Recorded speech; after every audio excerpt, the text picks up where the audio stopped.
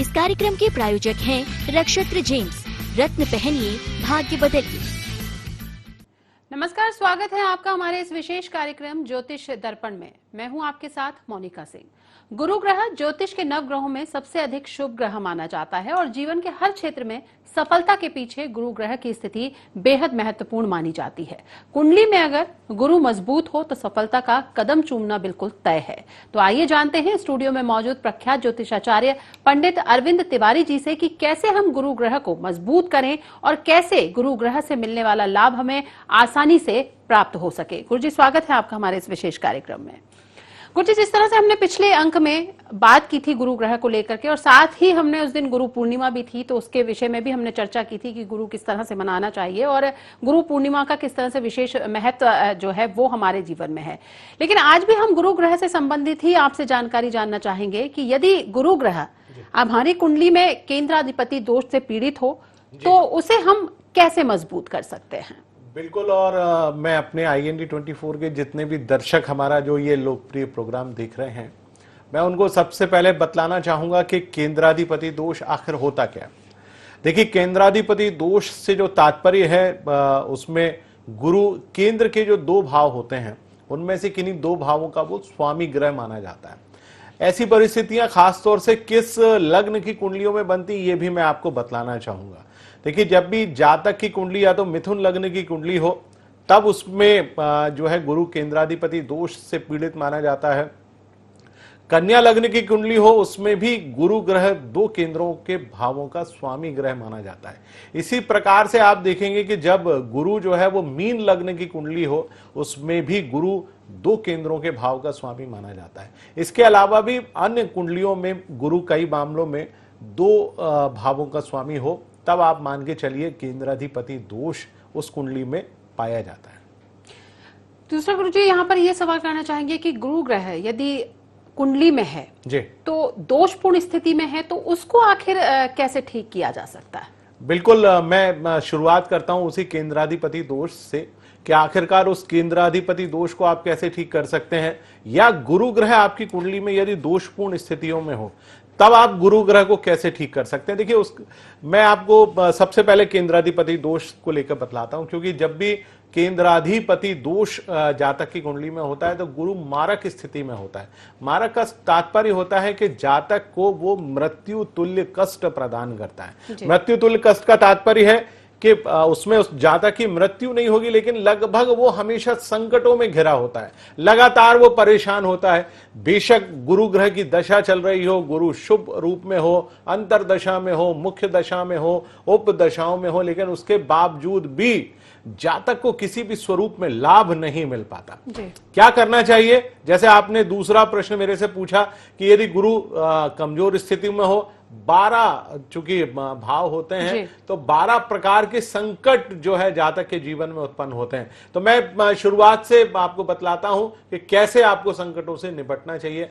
देखिए, केंद्राधिपति दोष है तो आप सबसे पहले विष्णु सहस्त्रनाम का पाठ करना शुरू कर दीजिए, क्योंकि विष्णु सहस्त्रनाम एकमात्र ऐसा पाठ होता है जिसमें जातक के जीवन में जो पुराने माने हम पिछले जन्म में जातक ने जो परेशानियां अपने जीवन में झेली हुई हैं या पिछले जन्म में कुछ ऐसे कर्म किए हुए हैं जिसके चलते जातक को इस जन्म में केंद्राधिपति दोष या गुरु ग्रह से जुड़े हुए दोष प्राप्त हुए हैं, तो विष्णु सहस्त्रनाम का जैसे ही जातक पाठ करेगा उसको अवश्य लाभ होगा जी।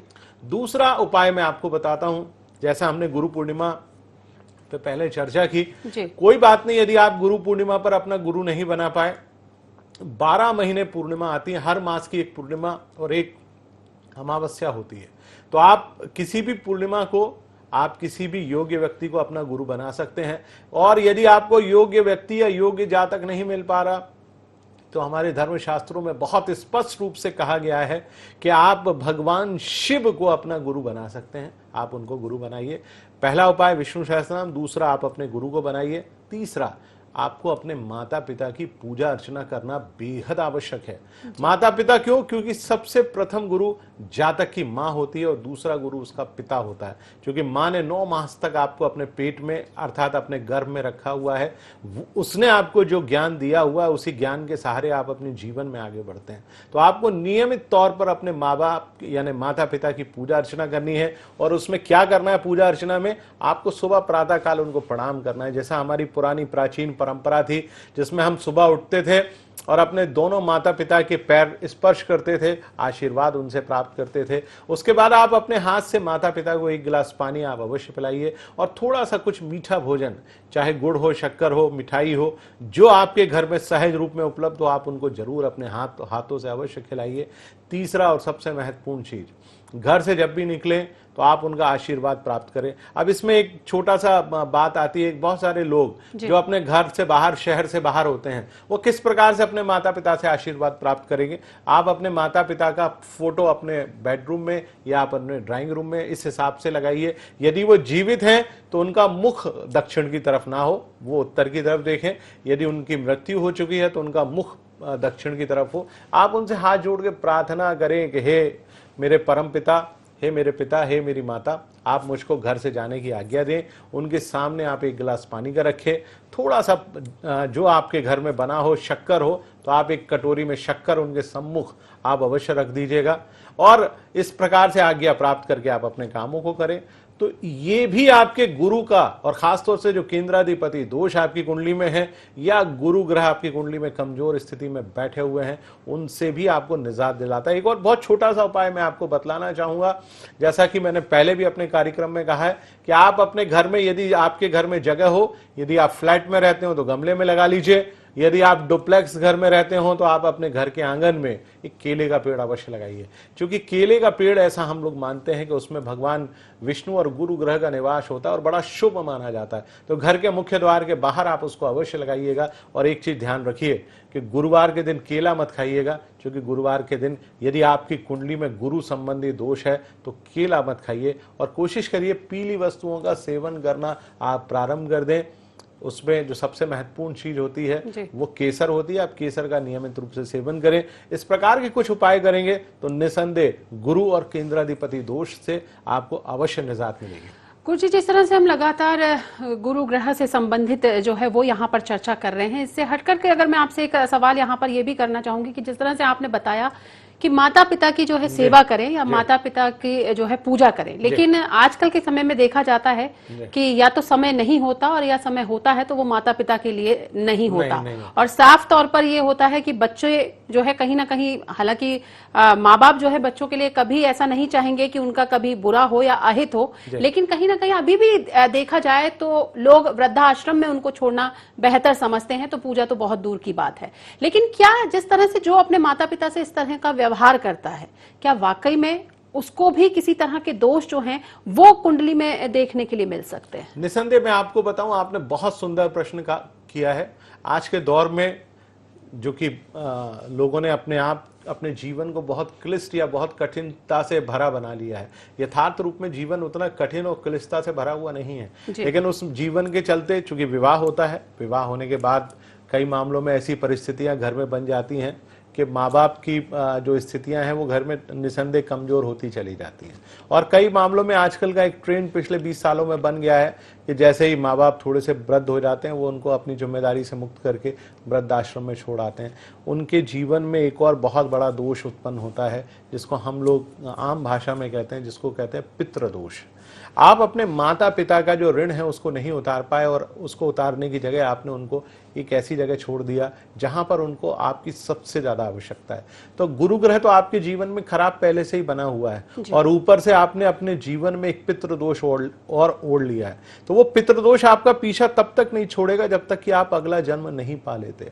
और उस अगले जन्म में भी कई मामलों में ऐसी परिस्थितियां उत्पन्न होती हैं कि माँ बाप होते हैं तो छोड़ के चले जाते हैं। जीवन भर आदमी को वो पुरुष हो या स्त्री हो, माता पिता का सुख नहीं प्राप्त हो पाता।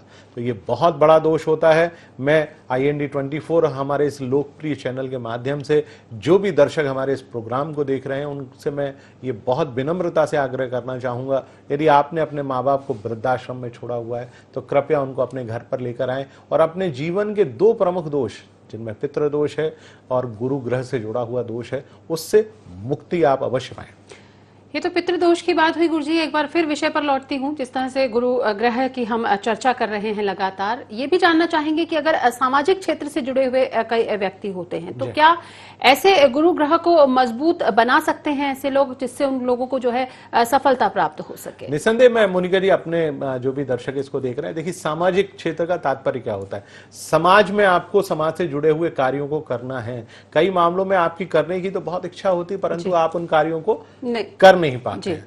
तो उस जब नहीं कर पाते हैं तो समस्या पैदा होती है। तो क्या करें जिससे आप सामाजिक क्षेत्र में सफलता पा सके? तो आपको गुरु ग्रह को ठीक करना है। तो समाज के जो सबसे कमजोर और दबे कुचले वर्ग के जो लोग होते हैं, आप थोड़ी सी उनके प्रति अपनी सेवा भाव को और बढ़ा दें। क्या करें? उनको आप पीला अन्न अवश्य खिलाएं। जो भी आप अन्न दान करते हैं उसमें आप बेसन, चने की दाल और कोशिश करें केले का दाना आप अवश्य करें। तो आप इस प्रकार की यदि सेवा में इन चीजों को सम्मिलित करते हैं तो गुरु ग्रह निसंदेह आपकी कुंडली में अवश्य मजबूत होगा। ये तो बात हुई गुरुजी कि सामाजिक क्षेत्र से जुड़े हुए लोग गुरु ग्रह को अपनी कुंडली में किस तरह से मजबूत कर सकते हैं, लेकिन आजकल आमतौर पर बच्चों की पढ़ाई से संबंधित अगर हम बात करें तो निश्चित तौर पर जो परिजन हैं, जो पेरेंट्स हैं, उनके वो काफी परेशान रहते हैं कि कई बार बच्चों का मन जो है वो पढ़ाई में नहीं लग रहा है या उचट रहा है या ध्यान जो है वो पढ़ाई में नहीं लगा पा रहे हैं बच्चे, जिसके चलते कहीं ना कहीं जो उनकी पढ़ाई है वो प्रभावित होती है। तो इसको लेकर के भी जानना चाहेंगे कि क्या गुरु ग्रह जो है वो पढ़ाई पर या शिक्षा के क्षेत्र में भी जो है कहीं ना कहीं अपना प्रभाव डालता है, और सफलता के लिए हम अपने गुरु ग्रह को उस पक्ष के लिए कैसे मजबूत बना सकते हैं? देखिए बहुत सुंदर आपने प्रश्न किया है और आज के आम जो समस्या है वो सबसे ज्यादा है। बच्चा जैसे ही पैदा होता है, चाहे वो लड़का हो या लड़की हो, सबसे ज्यादा परेशानी उसके एडमिशन को लेकर होती है और बहुत सारे बच्चे जो हैं उतनी अपनी बुद्धि में प्रखर नहीं हो पाते और कई मामलों में प्रखर होते भी हैं लेकिन आगे बढ़ के वो पढ़ नहीं पाते। एक बहुत छोटा सा उपाय मैं सभी हमारे जो दर्शक हैं जो सुन रहे हैं उनको बताना चाहूंगा। देखिए हर महीने का जो शुक्ल पक्ष आता है उसमें पंचमी एक तिथि आती है। तो पंचमी तिथि को आप एक बहुत छोटा सा प्रयोग करके देखिए, आपके घर में मौजूद है। ये हर घर में आज के दौर में शहद हमेशा मौजूद होती है और केसर अमूमन होती है, नहीं भी है तो आप बाजार से एक केसर की डब्बी अवश्य ले आइए। केसर को आप क्या करें, 2 पत्ती या 3 पत्ती केसर को आप शहद में 4 बूंद ले लें और उसको बढ़िया घिस लें एक चम्मच के ऊपर और उसको एक जान कर लें ताकि शहद और केसर एक दूसरे में अच्छी तरीके से मिल जाए। और उसके बाद आप देखते हो आपके घर के आसपास कहीं ना कहीं कोई अनार जरूर लगा हो, नहीं लगा हो तो आप कहीं से भी एक अनार की छोटी सी कलम अवश्य प्राप्त कर लीजिए। और आप उससे क्या करें, आप पंचमी को प्रातः काल जिस समय भी आपका बालक या बालिका उठती हो उसको आप उठाएं और उसकी जिह्वा पर एक बहुत सुंदर सा शब्द होता है जिसको सरस्वती का बीज मंत्र कहते हैं। एक ही जिसको हम उच्चारण में बोलते हैं एम, माने ए के ऊपर अम की बिंदी होती है। तो आप उसकी जिह्वा पर वो अनार की कलम से जो आपने शहद और केसर को मिलाया हुआ है उससे आप बहुत छोटा सा एम बना दीजिए। इसको कोशिश करिए साल भर में हर पंचमी जो भी शुक्ल पक्ष की आती है उसमें आप बनाने की कोशिश करें। आप देखेंगे आपके बेटे की जिह्वा पर, बिटिया की जिह्वा पर वो एम बनेगा, उससे उसकी बुद्धि प्रखर होगी, गुरु मजबूत होगा और आप देखेंगे वो पढ़ाई में बालक हो या बालिका निसंदेह आगे बढ़ेगा।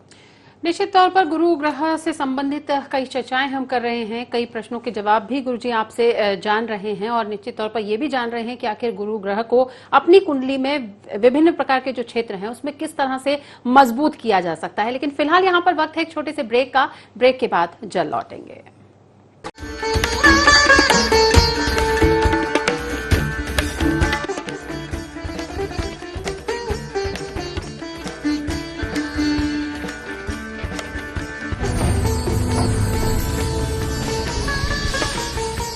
ब्रेक के बाद आप आपका एक बार फिर से स्वागत है। लगातार हम अपने इस विशेष कार्यक्रम ज्योतिष दर्पण में गुरु ग्रह से संबंधित चर्चा कर रहे हैं और काफी खास टिप्स आपको दे रहे हैं कि आखिर आप अपनी कुंडली में गुरु ग्रह को किस तरह से मजबूत कर सकते हैं। गुरु जी, जिस तरह से हम लगातार गुरु ग्रह से संबंधित आपसे चर्चा कर रहे हैं, यहाँ पर ये जानना चाहेंगे सामाजिक क्षेत्र से जुड़े हुए लोगों के लिए भी आपने समझा दिया, शिक्षा के क्षेत्र में बच्चों के लिए हमें क्या करना है जिससे उनको उसका जो लाभ है वो प्राप्त हो सके, इसके लिए भी हमने जान लिया। लेकिन खास तौर पर देखा गया है वैवाहिक संबंध, कहीं ना कहीं चाहे वो लड़का हो या लड़की हो, उनके विवाह में कई बार अड़चने भी आती हैं, या चलिए शादी हो भी गई तो कहीं ना कहीं जो वैवाहिक संबंध है वो ठीक नहीं है, तालमेल नहीं बैठ पा रहा। तो क्या इसमें भी गुरु ग्रह जो है वो अपनी महत्वपूर्ण भूमिका निभाता है? बहुत सुंदर आपने प्रश्न किया है। देखिए, वैवाहिक संबंधों में गुरु ग्रह की अपने आप में बहुत महत्वपूर्ण भूमिका होती है। मैं थोड़ा सा आपको बतलाना चाहूंगा हमारे दर्शकों को। देखिए, विवाह में जो वैवाहिक सुख होता है उसकी प्राप्ति शुक्र ग्रह से होती है, लेकिन वैवाहिक जीवन में जो भौतिक सुख प्राप्त होते हैं वो गुरु ग्रह के कारण प्राप्त होते हैं। तो आपको अपने जीवन में भौतिक सुखों को प्राप्त करना है, वैवाहिक संबंधों को प्रगाढ़ और मजबूत बनाना है। हमारे यहाँ खासतौर से हिंदू धर्म में कहा जाता है कि विवाह जो है वो 7 जन्मों का बंधन होता है, लेकिन आप देखिए कि लोगों के बंधन 3 या 4 महीने से लेकर 8 महीने और 2 साल में ही टूट जाते हैं। तो उसमें कहीं ना कहीं गुरु ग्रह की भूमिका होती। कैसे, मैं आपको बतलाना चाहूंगा। देखिए, अमूमन क्या होता है कि आपकी कुंडली में आप सबसे पहले देखिए कि गुरु किन भावों का स्वामी है। यदि वो आपकी कुंडली में सप्तम या लग्न भाव का स्वामी है तो निसंदेह आप मानकर चलिए कि गुरु ग्रह से आप बहुत ज्यादा पीड़ित हैं वैवाहिक संबंधों को लेकर। कई मामलों में, बहुत सारी कुंडलियों में यह पाया जाता है कि गुरु ग्रह सप्तम भाव का स्वामी होता है, यह सप्तम भाव में बैठा होता है। तो जातक के वैवाहिक संबंध बहुत ज्यादा कमजोर होते हैं, क्योंकि गुरु ग्रह के बारे में कहा जाता है कि वो जिस स्थान पर भी बैठता है उस स्थान की वो हमेशा हानि करता है। तो गुरु जब भी सप्तम भाव में बैठेगा, वैवाहिक संबंधों के भाव में बैठेगा, वैवाहिक संबंधों पर उसकी दृष्टि भी पड़ेगी तो वो वैवाहिक संबंधों को बेहतर नहीं बनाता है। तो अब क्या करना चाहिए जिससे हमारे जीवन में इस प्रकार की स्थिति उत्पन्न ना हो?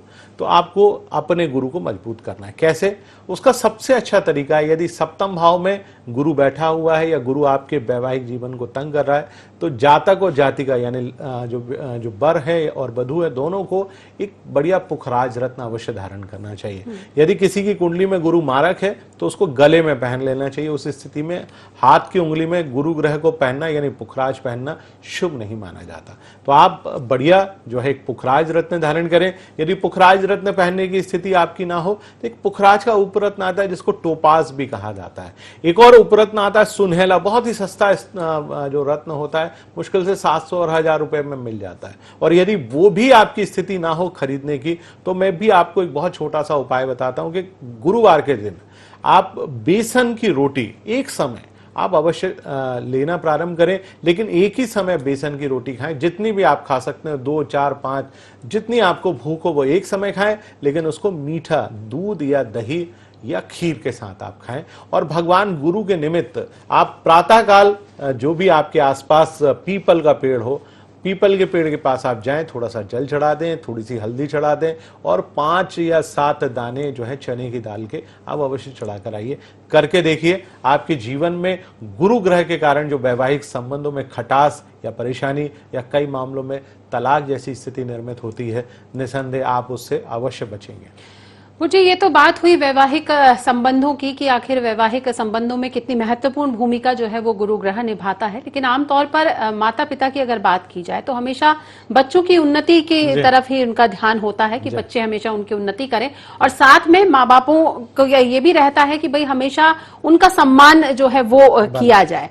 तो इसको लेकर के भी यहाँ पर जानना चाहेंगे कि क्या संबंधों में, चाहे वो संतान की उन्नति की बात की जाए या माता पिता से बच्चों के संबंध की बात की जाए, क्या इसमें भी गुरु ग्रह जो है वो अहम भूमिका निभा सकता है? बिल्कुल, मैं आपको बताऊं कि बहुत सारे ऐसे जातक होते हैं जिनकी कुंडली के चौथे भाव यानी माता के भाव में गुरु बैठा है, 5वां भाव यानी पिता का भाव उसमें गुरु बैठा है। तो आप देखते होंगे कई बार कुछ बच्चे होते हैं जिनसे माता पिता की बिल्कुल नहीं पटती। कारण, यदि माता पिता उनसे कहते हैं कि भैया तुमको उत्तर दिशा में जाना है तो वो हमेशा दक्षिण की तरफ भाग जाते हैं, माने तुरंत विपरीत दिशा की तरफ भागते हैं। यही माता के साथ होती है और यही पिता के साथ होती है। इसमें जो सबसे बड़ी भूमिका होती है वो गुरु की होती है, यानी चतुर्थ भाव में यदि गुरु बैठा हो तो ये स्थिति निर्मित होगी, या पंचम भाव में गुरु बैठा हो तो ये स्थिति निर्मित होगी। अब क्या करें? देखिए, इसमें आपको मैं दो बहुत छोटी सी चीज बताऊंगा। यदि चतुर्थ भाव में गुरु बैठा है और माता से आपके संबंध बहुत बेहतर नहीं हो पा रहे हैं, और कई मामलों में ये परिस्थितियां बहुओं के साथ सबसे ज्यादा होती है कि उनकी अमूमन अपनी सास से बिल्कुल नहीं पट पाती है। आप देखेंगे कि सास से उनकी खटपट हमेशा बनी रहती है। उसके पीछे का कारण भी गुरु ग्रह हम लोग अमूमन मानते हैं। अब क्या करें उसके लिए? बहुत सुंदर सा एक उपाय मैं आपको बता रहा हूं। दुर्गा सप्तशती का आपको उसमें थोड़ा सा मदद लेना चाहिए। दुर्गा सप्तशती के कुछ मंत्र हैं, वो निसंदेह आपको लाभ देंगे, लेकिन उसमें एक बहुत सुंदर सी चीज है जिसको हम सिद्ध कुंजिका स्तोत्र कहते हैं, जो कि दुर्गा सप्तशती के आखिर में दी होती है। सिद्ध कुंजिका का मतलब होता है उस जो दुर्गा सप्तशती है उसकी चाबी के रूप में हम उसका इस्तेमाल करते हैं। तो सिद्ध कुंजिका स्तोत्र का आप पाठ कर लीजिए, दुर्गा सप्तशती के मंत्रों का जाप कर लीजिए, और यदि संभव हो, यदि आप वो भी ना पढ़ पाए तो एक बालकांड का पाठ आप अवश्य कर लीजिए। बालकांड का पाठ करने से आपके जीवन में जो इस प्रकार की समस्या है, चौथे और पांचवें ग्रह के जो गुरु की समस्या है, उससे आप अवश्य निजात पाएंगे। गुरुजी, जिस तरह से बात उन्नति की और माता पिता से संबंधों को लेकर के हो रही है, तो अगर इसमें कहीं ना कहीं अगर नकारात्मकता है जी, कहीं बच्चे उन्नति नहीं कर पा रहे हैं या माँ बापों से तालमेल नहीं बैठ पा रहा, तो उसको आखिर कैसे सुधारा जा सकता है? ये भी समझ। देखिए, मैं आपको बताऊं, उसके लिए बहुत सुंदर सा एक बहुत चलते फिरता उपाय है, आप अपने जीवन में बहुत आसानी से करते हैं। क्या करना है आपको? यदि आपके माता पिता से संबंध ठीक नहीं है, अमूमन जरा जरा में संबंध थोड़े थोड़े करके खराब हो जाते हैं, तो गुरु का एक बहुत बीज मंत्र है, बहुत सुंदर सा। तो आप उस मंत्र का जितना जाप करेंगे उससे आपको निसंदेह लाभ मिलेगी। मंत्र इस प्रकार से है, ओम गुम गुरवे नमः। तो बहुत सिंपल सा गुम जो है बीज मंत्र है। आप केवल गुम गुम शब्द का भी यदि आप मन में उच्चारण करेंगे तो उससे भी लाभ मिलेगा, और यदि आप पूरा मंत्र पढ़ पाए, ओम गुम गुरवे नमः, तो आप निसंदेह ये मानकर चलिए कि माता पिता से जो भी आपके संबंध खराब है, माता पिता जो आपके बारे में उन्नति चाहते हैं लेकिन आप उनकी बातों को अपनी अवनति के रूप में लेते हैं, उससे भी आपको कहीं ना कहीं निजात अवश्य मिलेगी। तो गुरुजी, गुरु ग्रह को कैसे मजबूत किया जा सकता है, चाहे वो वैवाहिक संबंधों में हो, चाहे सामाजिक सरोकार रखने वाले लोगों में हो, या फिर यूं कहें कि बच्चों की उन्नति किस तरह से हो? इसको लेकर के भी आपने कई तरह की बातें बताई, कई तरह के छोटे छोटे ऐसे मंत्र और ऐसे जाप बताए कि जिससे जल्द से जल्द लोगों को लाभ मिल सकता है। लेकिन आपसे यहाँ पर यह भी जानना चाहेंगे कुछ खास तरह की टिप्स जो आप देना चाहते हो दर्शकों को, चाहे वो गुरु किसी का कमजोर हो या ना हो, लेकिन निश्चित तौर पर जो भी ऐसे दर्शक हैं जो देख रहे हैं उनको कहीं ना कहीं इस चीज से लाभ मिल सके। देखिए, एक बहुत साधारण सा हमारे घर में प्राचीन काल से जो हमारे घर में इस्तेमाल होता था, आप हमेशा देखते थे कि घर से हम जब भी निकलते थे तो दही खाकर निकलते थे। अमूमन आपने देखा होगा कि बच्चे जब परीक्षा देने जाते हैं या घर से कभी निकलते हैं या कोई शुभ काम करने निकलते हैं तो थोड़ा सा दही खाकर हम निकलते हैं। उसके पीछे के विज्ञान को आप समझ लीजिए, वो विज्ञान कहीं ना कहीं आपके जीवन में आपके गुरु ग्रह को मजबूत बनाने के लिए था, क्योंकि दही खाने से चंद्रमा मजबूत होता है, लेकिन दूध पीने से चंद्रमा मजबूत होता है, लेकिन यदि आप उसको दही के स्वरूप में लेकर आते हैं तो आपकी कुंडली में गुरु ग्रह भी मजबूत होता है। तो चलते फिरते जितने भी लोग हैं, दही खाने से न केवल पेट ठीक होता है, अभी तो आपकी एसिडिटी भी ठीक होती है, लेकिन सबसे बड़ी बात आपके जीवन में गुरु ग्रह भी उससे मजबूत होता है। तो एक कटोरी दही या थोड़ा सा दही, 2 चम्मच दही, जितना आप खा सकें, जरूर अपने जीवन में नियमित रूप से भोजन में लेकर आइए, आपका गुरु अवश्य मजबूत होगा। गुरुजी, यहाँ पे ये भी जानना चाहेंगे कि जहाँ पर कुंडली की अगर बात आ रही है कि कुंडली में किस तरह के दोष हैं या नहीं हैं, ये सारी चीजें कुंडली से ही हम जान सकते हैं, लेकिन आमतौर पर अगर देखा जाए तो क्या कुंडली जो है वो चाहे माता पिता की हो या फिर बच्चों की हो, क्या आपस में तालमेल बैठता है तब जाकर के वो बच्चों पर असर करती है? क्योंकि जिस तरह से हम उन्नति की बात कर रहे हैं कि बच्चा उन्नति नहीं कर पा रहा है, या माँ बाप कहें कि भाई बच्चा इस तरफ जाए तो बच्चा कहीं दूसरी तरफ जा रहा है, तो जो ये तालमेल नहीं बैठ पाता, इसकी वजह ये भी है? बिल्कुल है। मैं आपको बताना चाहूंगा, हमारे यहाँ जो साइंस है जिसमें ब्लड ग्रुप का जो साइंस होता है कि माता पिता का जो ब्लड ग्रुप होता है वही उसी में से मिलकर बच्चे का ब्लड ग्रुप बनता है, चाहे वो पुरुष हो या स्त्री हो। ठीक उसी प्रकार से माँ बाप की जो कुंडली होती है, बच्चों की कुंडली भी माँ बाप की कुंडली में जो ग्रह होते हैं उन्हीं से उनका तालमेल निसंदेह बनता है और वैसे ही ग्रह बच्चों की कुंडली में भी पाए जाते हैं, या बच्चों की कुंडली में जो ग्रह होते हैं वो माँ बाप की कुंडली में अमूमन दिखाई होते हैं। अब आपने चूंकि प्रश्न पूछा, चूंकि हम लोग चर्चा कर रहे हैं गुरु ग्रह से जुड़ी हुई, तो आप देखेंगे कि सबसे पहले वो शारीरिक हमारा जो हमारी एनाटॉमी और फिजियोलॉजी होती है, या हमारा जो शारीरिक संरचना होती है, उससे कहीं ना कहीं उसका जुड़ाव होता है, लेकिन सबसे ज्यादा जुड़ाव हमारे भावनात्मक और हमारे सुख से जुड़ा होता है।